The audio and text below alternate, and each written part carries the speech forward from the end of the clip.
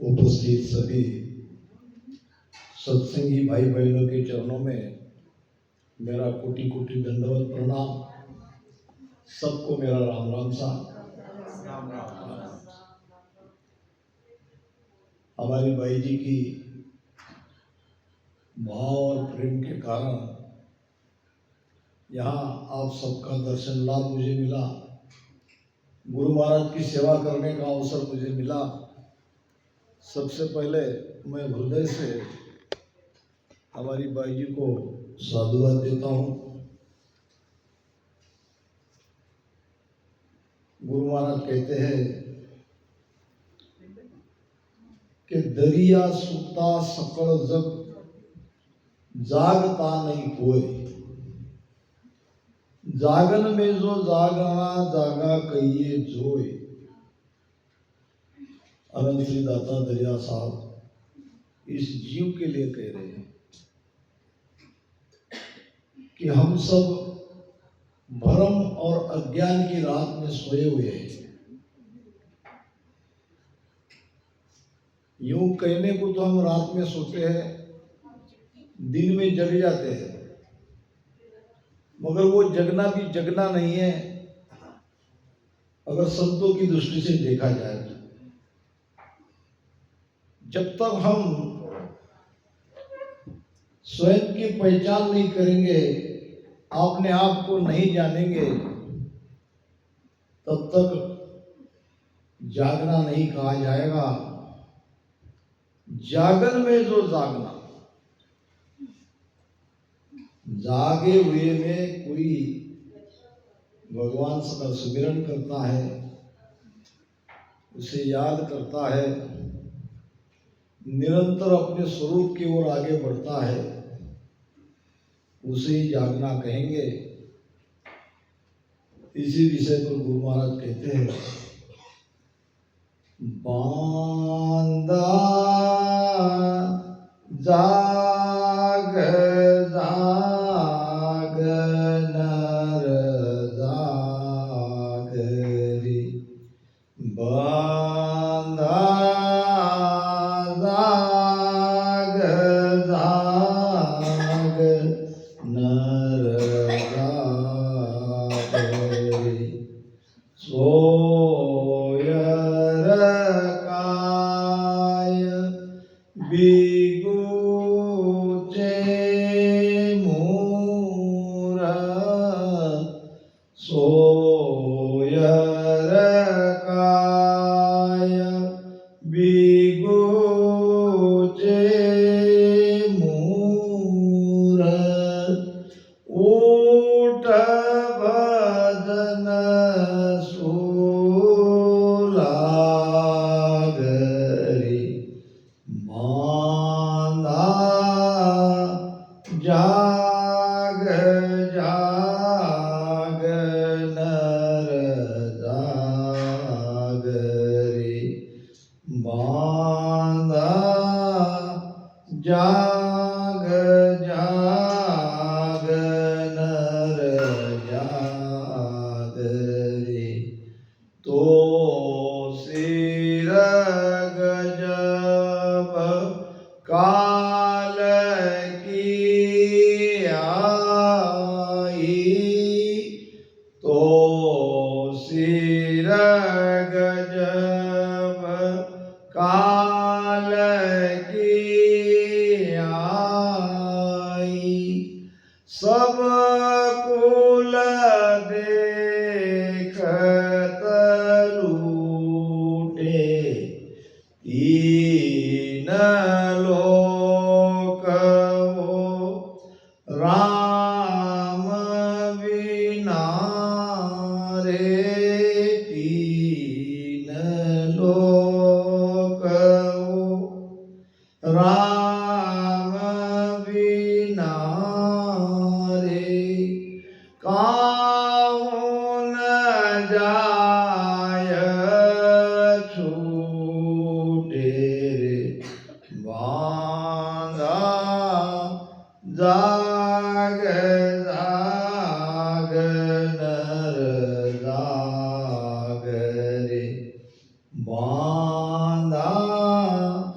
जाग जाग नर जाग रे, तेरी जोय फजीती वेला, तेरी जोय फजी वेलांत काळ के माई, पडसी मार गाणी गोर जागी, पडसी मार गाणी गोर जागी, कोय छुडावे नाही रे, बांधा जाग जाग नर जाग रे, बांधा जाग जाग नर जाग रे, नरक कुंड दोजक दुख भारी, नरक कुंड दोजक दुख भारी, परलोक योन जावे, गर्भवास में ऊंदोटे रे, गर्भवास में ऊंदोटे रे, जीणा दुख मोह पावे रे, बंधा जाग जाग नर जाग रे, बंधा जाग जाग नर जाग रे, चेते क्योंनि अचेतन आंधा, चेते क्योंनि अचेतन आंधा, क्यों जीत्योड़ा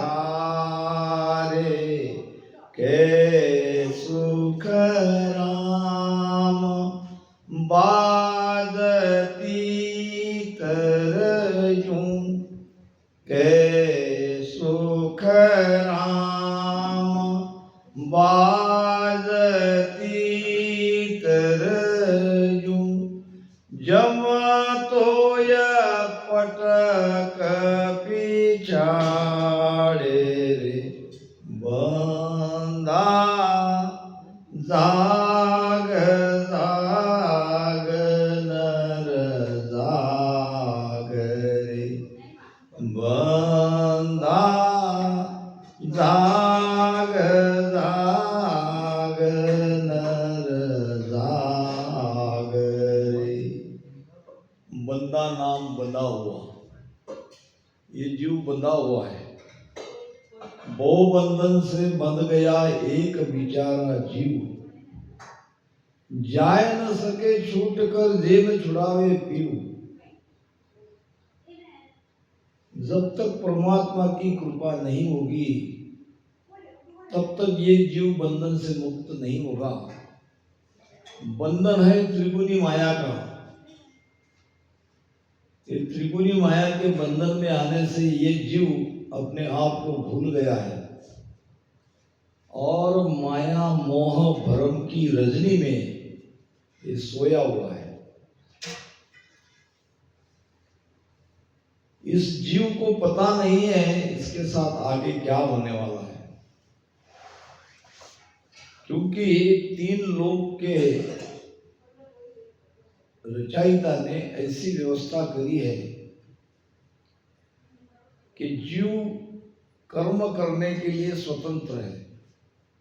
यहाँ तीन लोक में जब उसे शरीर में डाल दिया तो ये अपनी इच्छा से अच्छे बुरे पाप पुण्य कुछ भी कर सकता है। करणी जीवा हाथ दी फल करणी के माय, इन कारण सुख राम कहे, सुख दुख भुगत्यु आय। हम देखते हैं संसार में कोई सुखी है, कोई दुखी है, कोई बीमार है, कोई सुदृढ़ है। सब मनुष्य एक जैसे नहीं है। ऐसा क्यों?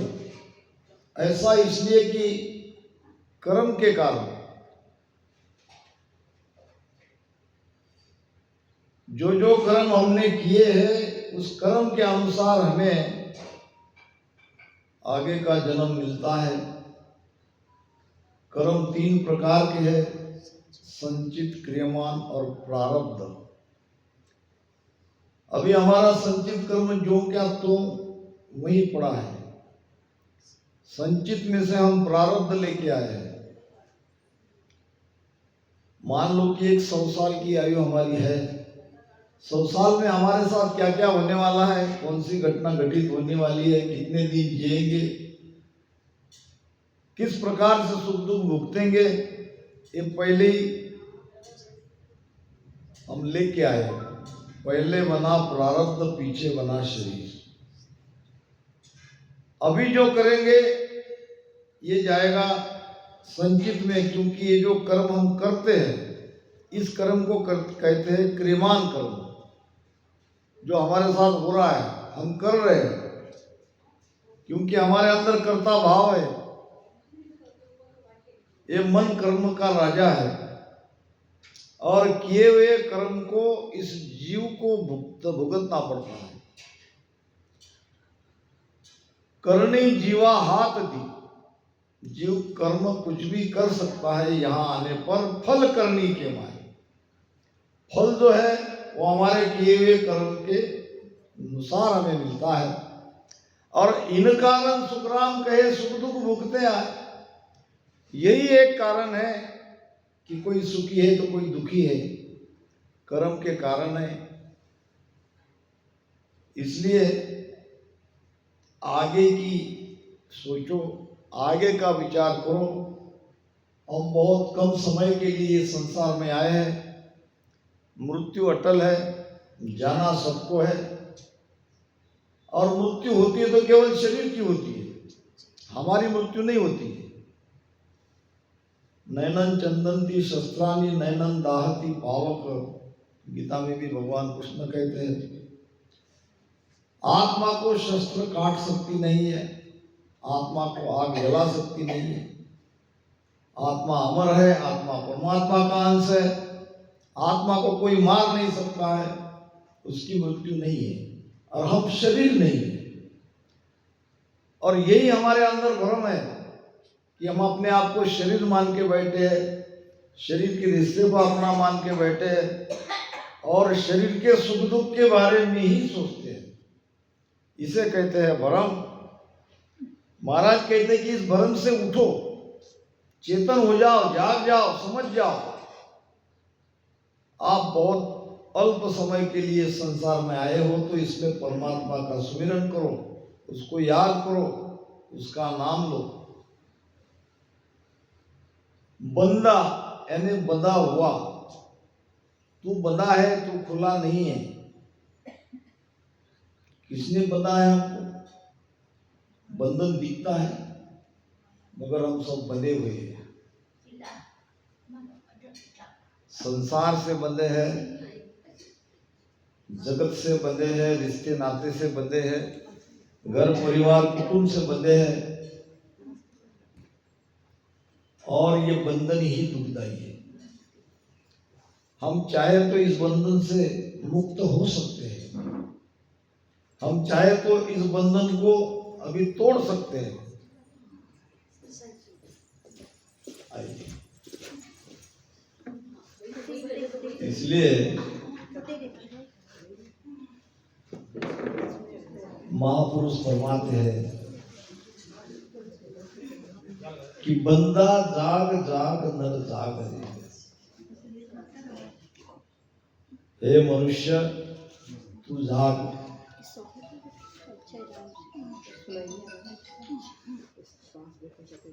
तू इस भ्रम और अज्ञान की नींद से जाग जा। अपने आप को पहचानने की कोशिश कर। ये संसार तुम्हारा नहीं, ये शरीर तुम्हारा नहीं।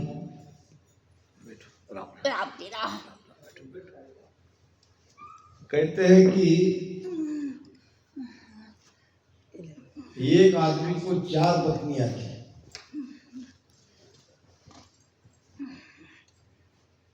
पहली पत्नी से तो बहुत प्रेम करता था, हर तरह से उसका ख्याल रखता था। दूसरी पत्नी से भी प्रेम था, मगर जहां जहां जाता साथ में ये दूसरी पत्नी को रखता,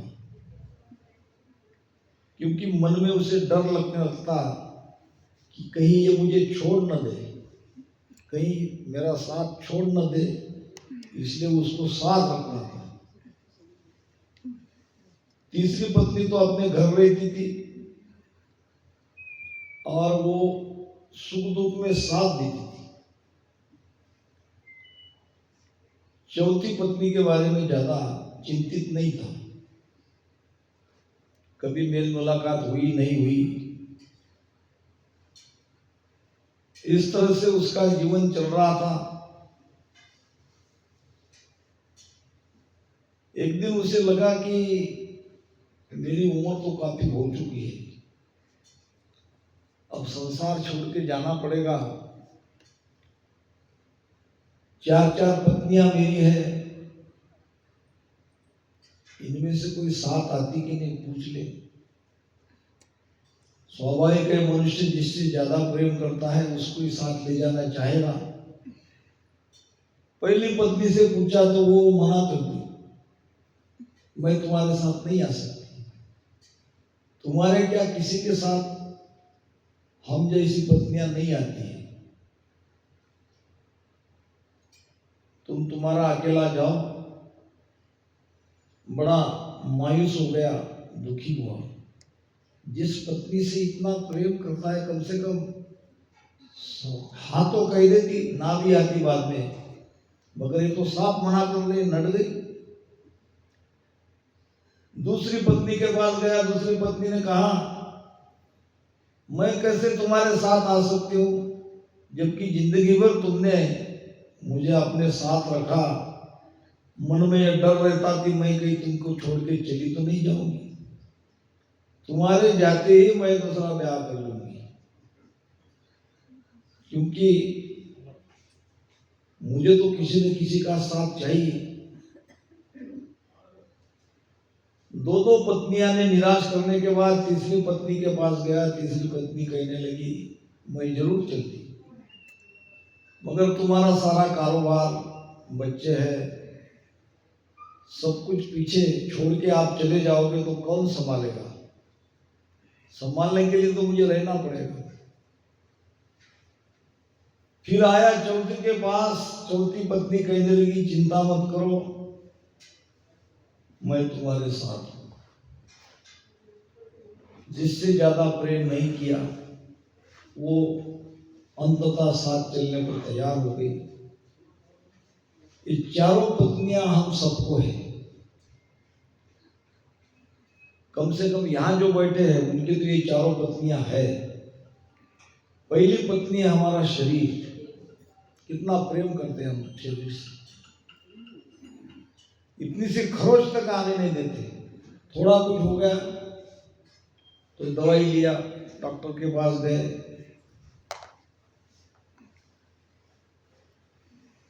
नहाते हैं, सुंदर रखने की कोशिश करते हैं, शरीर से प्रेम करते हैं, मगर सबसे पहले ये शरीर ही साथ छोड़ता है, यही सबसे पहले दगा देता है।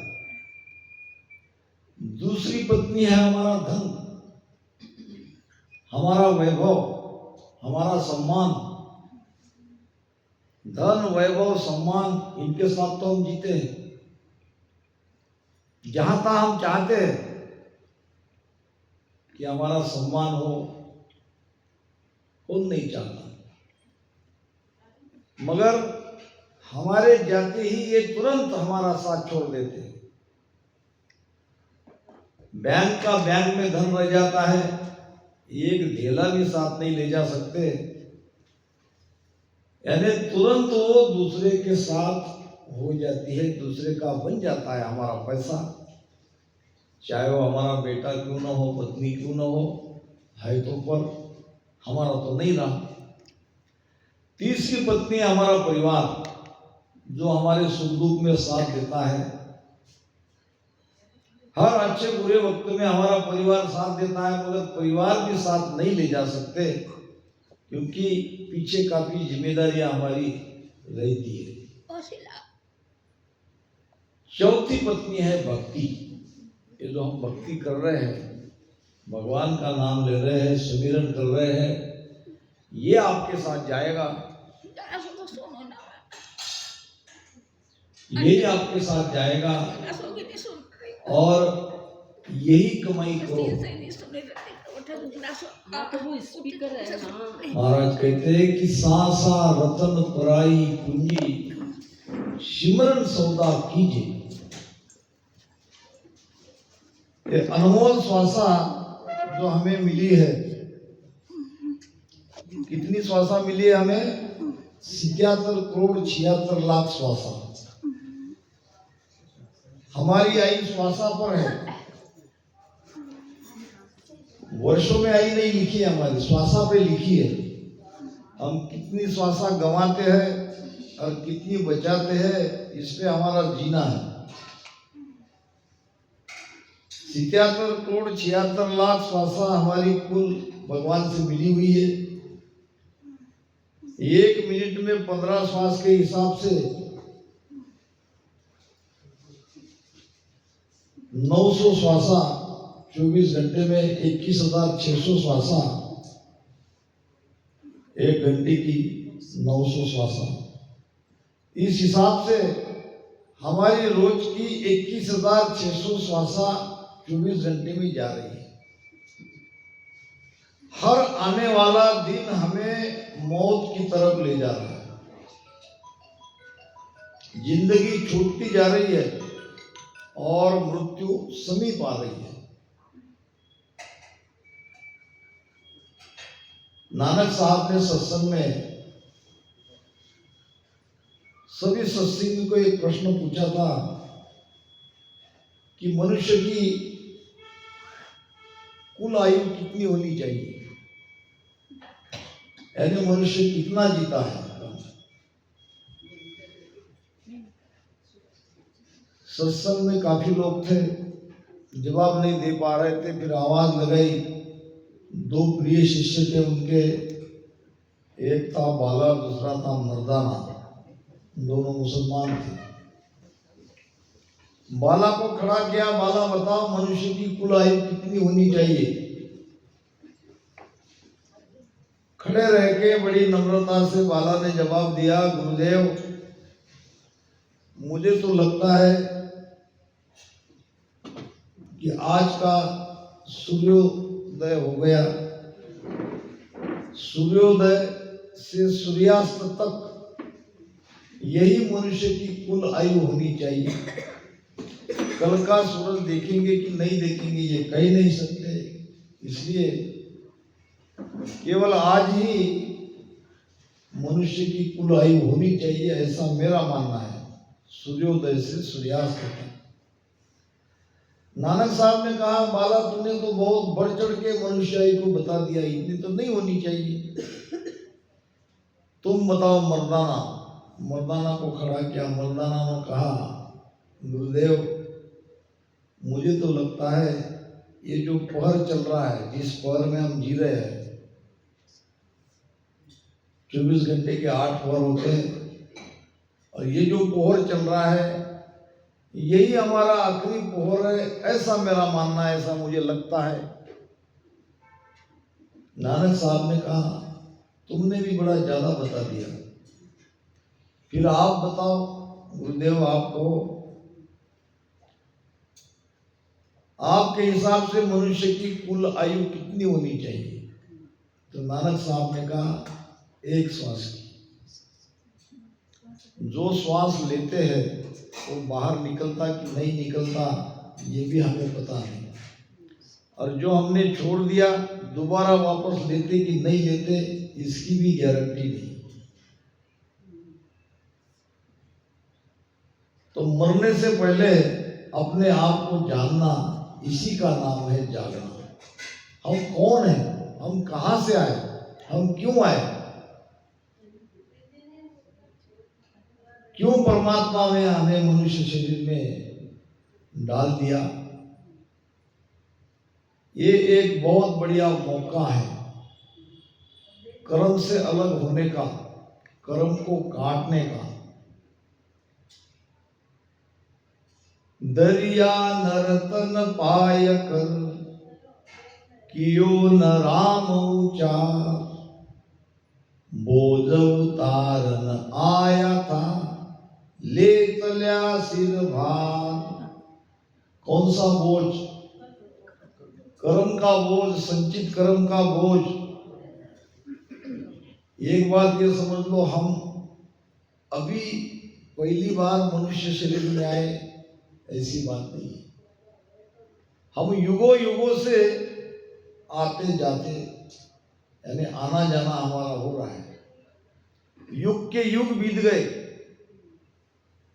कई युग बीत गए, सब युग में हम आते रहे, क्योंकि हम ये 3 लोक के चक्कर में घूम ही रहे। महाराज जी, ये पहली बार क्यों आया?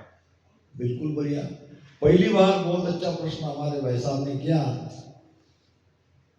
आद जके हंस बीचड़ा क्या पाप पुण्य किया, गुरु महाराज ने बताया है। सबसे पहले तो उस मालिक की इच्छा हुई, परमात्मा की इच्छा हुई। ब्रह्म जहां सुन सुख दुख नाही, लेना एक न देना काई, ता कारण यो खेल बनायो, पांच भूत कर संग होय आयो। बहुत अच्छा प्रश्न सत्संग की चर्चा में आया। मैं तो पहले उनको बहुत धन्यवाद देता हूँ। यही चाहिए, सत्संग में चर्चा होनी चाहिए। तो ये सबसे पहले हम उस स्थिति को समझेंगे जब ये 3 लोक नहीं बने थे, ये सृष्टि की रचना नहीं हुई थी। जब कुछ भी नहीं था तब कोई तो था। जब कुछ भी नहीं था, चाहे उसको आप शून्य कहो, परम शून्य कहो, कुछ भी कहो, ऐसा कोई एक जरूर होना चाहिए कि जिसके कारण, जिसकी इच्छा से ये सारा संसार पैदा हुआ। चाहे उसे भगवान कहो, चाहे ताकत कहो, गॉड कहो, ईश्वर कहो, कुछ भी कहो, वो था और उसमें हम सब थे। क्योंकि यहाँ रिश्ता आता है आत्मा का परमात्मा से। परमात्मा में जो गुण है वो सभी आत्मा में है। आत्मा परमात्मा का अंश है, इसलिए उस परम शून्य में हम सारे शून्य थे। सभी आत्माएं वो परमात्मा में थी। इस रिश्ते से परमात्मा हमारे पिता हो गए, हम परमात्मा के बच्चे हो गए, बेटे हो गए। अब जैसे हर एक पिता को लगता है, हर एक पिता ये चाहता है कि अपने बेटे को सुख मिले, इसीलिए परमात्मा हमारे पिता होने से परमात्मा का भी इच्छा हुई कि मेरे जो अंश है, मेरे जो बेटे हैं, जो मेरे अंदर है, इनको भी सुख मिले, ये भी स्वतंत्र हो जाए।